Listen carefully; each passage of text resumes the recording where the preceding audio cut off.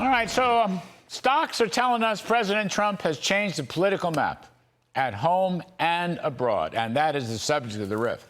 Now, stocks ended up 500 points today in the Dow Jones. That's after nearly 400-point gain yesterday. And oil prices on Brent crude, well, they're down 12 bucks or 15%, basically sliding from $80 to its current $67.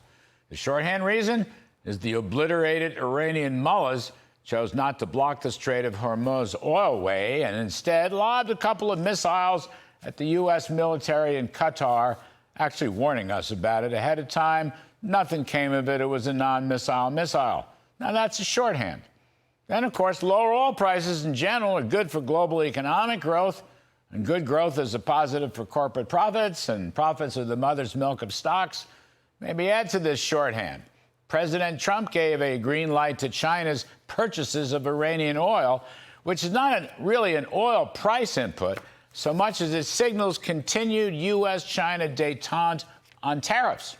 Now, I've seen all these media reports that China buying Iranian oil is somehow good for lower prices, but I don't understand that at all. It actually is about trade and tariffs and suggests that Mr. Trump does not want a confrontation with China on trade and tariffs right now while he's cleaning up the Israeli-Iranian situation, where the ceasefire following the obliteration of Iran's nuclear operations.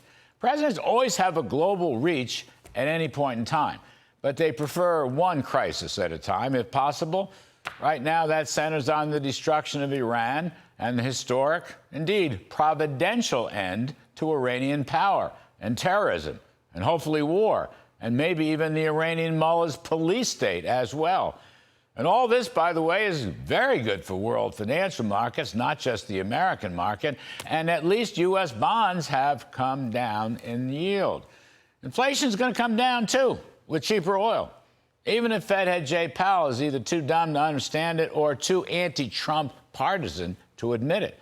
$60 barrel oil, or even less, hints at less than 2% inflation.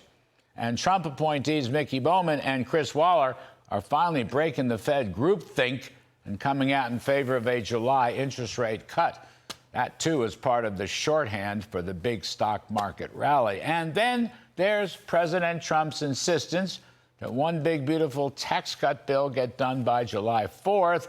And with all of its pro-growth, pro-business tax cuts, that is also part of the stock market rally shorthand, even though I think it hasn't levered up stocks near as much as it's going to when the bill is finally signed and then implemented. So that's all the stock market-related shorthand. But you know, there's a much bigger and even more bullish explanation.